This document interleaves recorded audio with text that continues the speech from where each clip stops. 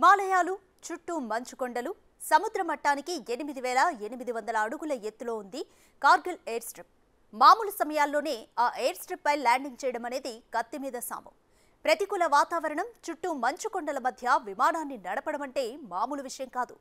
అది కూడా చిన్నగా ఉండే ఫైటర్ జెట్ కూడా కాదు. అత్యంత భారీగా సరుకులు, సైనికులను తరలించే సూపర్ హెర్క్యులస్ అని ముద్దుగా పిలుచుకునే C-130J యుద్ధ విమానాన్ని నడపడం అంటే ఆషామాషి కానే కాదు. కానీ చేసి చూపించింది ఇండియన్ ఎయిర్ ఫోర్స్. ఈ ట్రైనింగ్ మిషన్లో టెరైన్ మాస్కింగ్ను కూడా ఉపయోగించినట్లు వెల్లడించింది.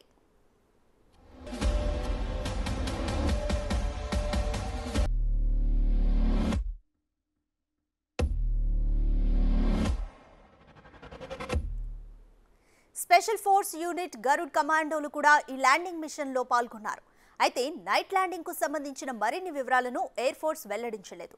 నిజానికి హిమాలయాల్లో 8800 మీటర్ల ఎత్తులో ఉన్న కార్గిల్ ఎయిర్ స్ట్రిప్లో విమానాలను ల్యాండ్ చేయడం పైలట్లకు సవాళ్లతో కూడుకున్న టాస్క్.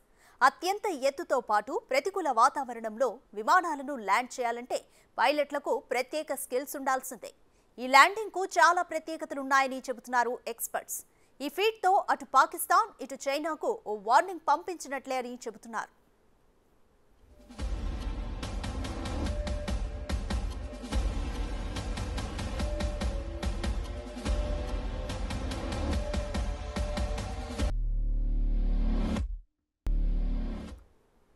ఇండియన్ ఎయిర్ ఫోర్స్ కు C-130J అనేది అత్యంత నమ్మకమైన విమానం. ఇటీవల ఉత్తరాఖండ్ సొరంగంలో చిక్కుకుపోయిన వారిని రక్షించే పనిలో కూడా C-130J సేవలు మర్చిపోలేనివనే చెప్పాలి. ఆ సమయంలో 2 C-130J విమానాలను విజయవంతంగా ఉత్తరాఖండ్ ఎయిర్ స్ట్రిప్ పై ల్యాండ్ చేశారు. కఠిన వాతావరణ పరిస్థితుల్లో ఇవి భారీ ఇంజనీరింగ్ పరికరాలను అక్కడికి తరలించాయి.